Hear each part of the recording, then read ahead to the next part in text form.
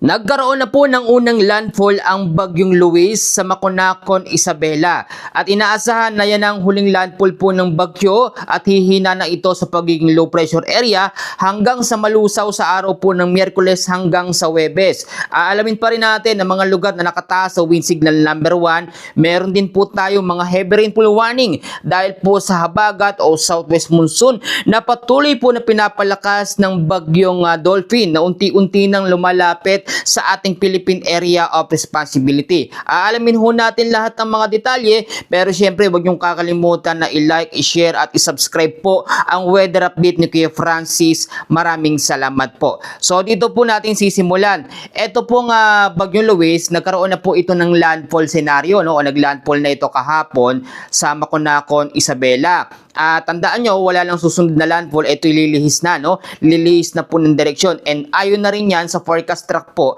na inilabas ho ng Pag-asa. Sa pinakahuling pagkatala po, ito pong Bagyong Luis, huli hong namataan po mga kababayan, nasa coastal water pa rin to ng Maconacon, Isabela. Mabagal ho kasi yung kanyang pagkilos, kaya kapag nag-stay siya sa isang lugar, matagal ho siyang nawawala. Tinataglay pa rin ho nito ang hangin na 45 km per hour at may bugso na umaabot sa 55 km per hour. Ang pagkilos naman po niya pa west-northwest sa bilis po na 10 to 15 km per hour slowly, medyo mabagal. Kaya nga po kahit nga kabi pa siya naglandfall, hanggang ngayon ay nandun pa rin siya sa Maconacon, Isabela. May mga lugar pa rin na apektado ng trap or extension po ng kanyang hangin at hanggang sa ngayon nakataas pa rin po ang wind signal number 1. Tandaan nyo ha, hindi na ito lalakas pa sa pagiging tropical storm, severe tropical storm, typhoon at super typhoon category. Nagkaroon kasi ng malaking pagbabago sa kanyang lakas nitong nakarang update natin. So ngayon alamin muna natin ang mga lugar na hanggang ngayon pa rin po ay nakataas sa wind signal number 1. Ito pong tinatawag natin na wind signal number 1, meron ho itong warning lead time na 36 hours at nagtataglay lamang ng hangin ng signal number 1 na 39 to 61 kilometers per hour. So isa-isahin po natin yung mga lugar na apektado ng signal number 1. Kasama ho dyan sa signal number 1 ang ilang bahagi ho ng Apayao, Cagayan, kasama ang Kalinga, Isabela, Mountain Province, Ifugao, Quirino at ilang bahagi ho ng Aurora. Kung mapapansin nyo sa ating pinakamapa, parang nasa gilid yung Bagyong Luis, no? Pero yung traffic station ng kanyang hangin dito sa eastern portion po ng Luzon nakakaapekto. Kaya marami nagtataka bakit parang yung bagyo hindi na masyadong makita sa mapa. Nandyan pa po yan, nagpapaulan nga po. Ganito po kasi, no? Kapag ka mahihinang bagyo tulad ng tropical depression hanggang tropical storm, maraming ulan ho talagang ibinibigay niyan pero mahina yung hangin. Tignan nyo mabuti, 39 to 61 kilometers per hour.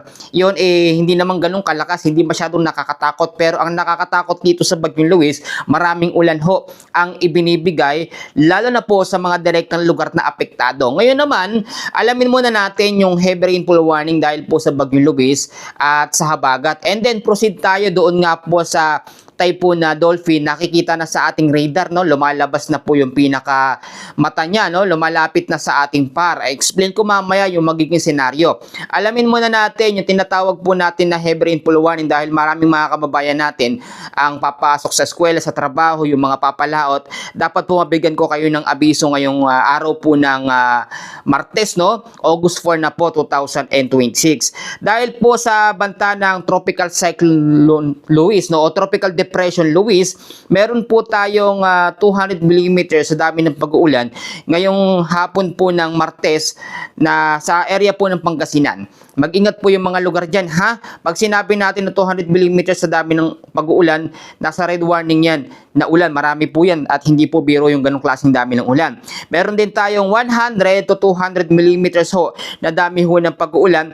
Dito naman po sa La Union, kasama ho ang Benguet, Tarlac, Zambales at Bataan. Bababa naman ng konti sa 50 to 100 mm sa dami ho ng pag-uulan sa Ilocos Sur, kasama ang Ifugao, Mountain Province, Nueva Ecija, Quirino, Nueva Ecija, Aurora, kasama ho ang Bulacan, Isabela, Pampanga, Metro Manila, Cavite at Batangas. Nananatili talaga no, dito sa parte ng Luzon na yan, no, Southern Luzon, at nadadamay na rin ng extreme Northern Luzon sa trap at extension po ng hangin ng Bagyong Luis.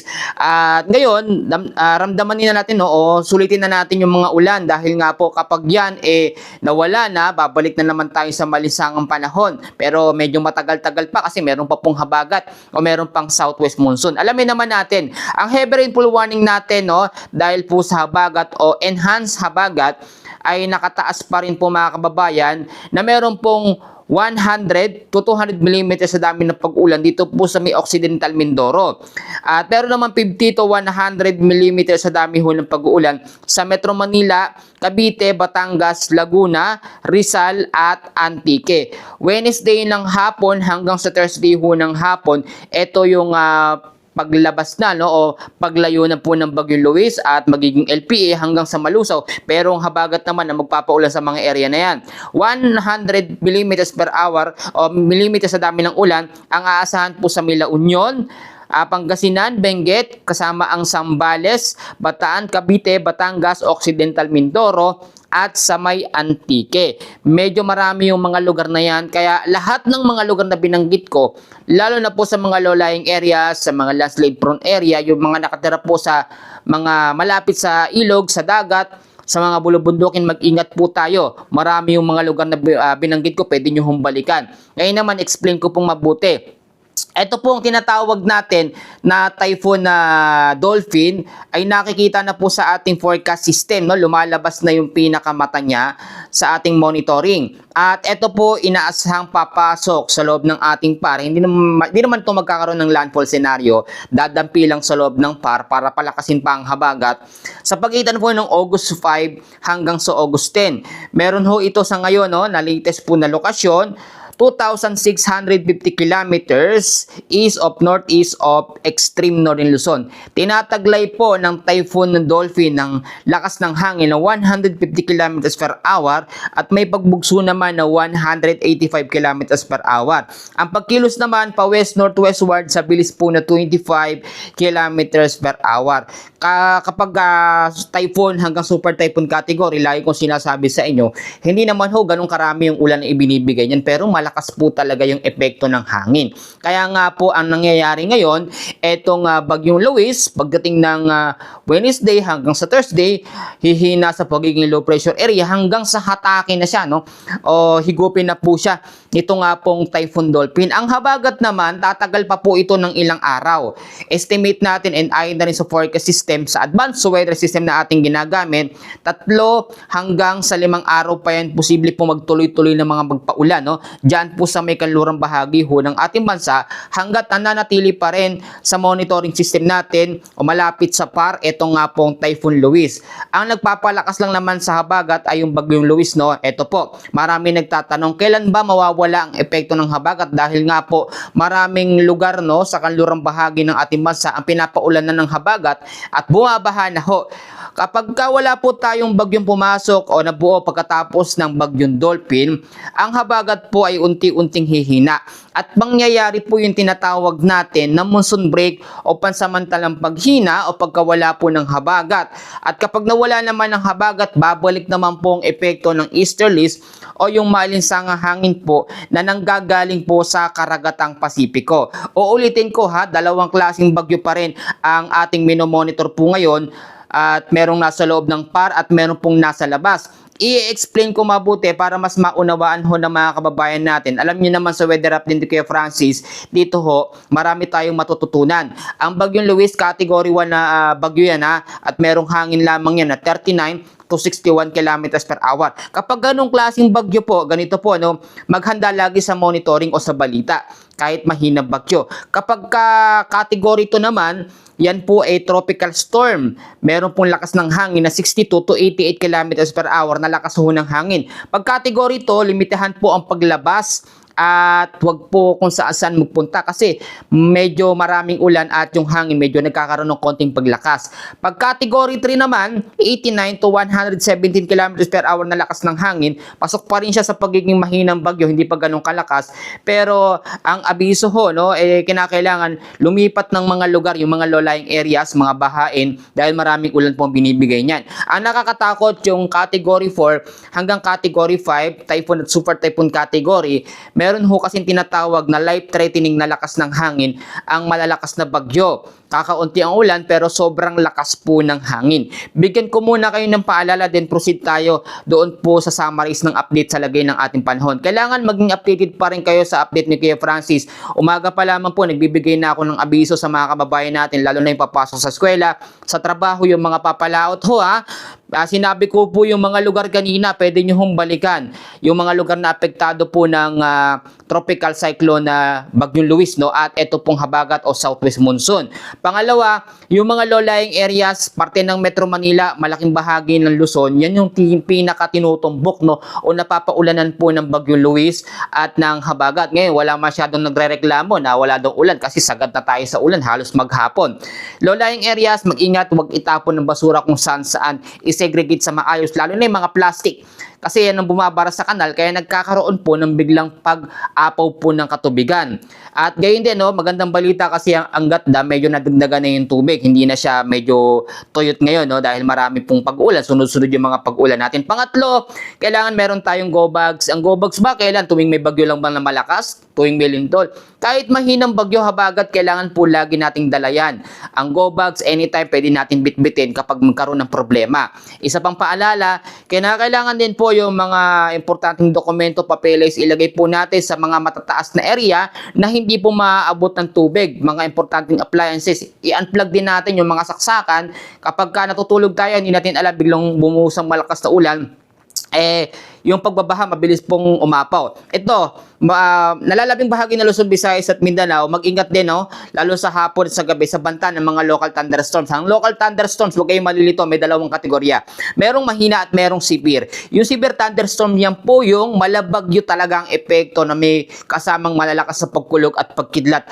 Normally, kapag tropical depression, wala tayong masyadong maramdaman na pagkidlat, no? Kapag mga typhoon at super typhoon, hagupit naman ng hangin. Pag mga local thunderstorms talaga, kasi thunderstorms nga po, no, kidlat talaga ang ibinibigay niyan. Yun po ang ating pinakapalatandaan para hindi tayo malito. Pag malalakas na kulog, yun po ay mga localized thunderstorm. Eto pa, mag-imbak din po tayo ng pagkain, natatagal po ng pang ilang araw. Estimate natin kahit pang 1 week, no? Hindi naman kailangan sobrang bongga ng stock natin, bigas, delata, kahit anong ulam lamang po na kailangan natin i-stock sa pantry natin, para hindi na po labas ng labas. Mahirap ngayon kasi lagi nag-uulan na buong maghapon. Ugaliin nyo din nagdala ng payong, jacket, kapote kung lalabas ho kayo anumang oras.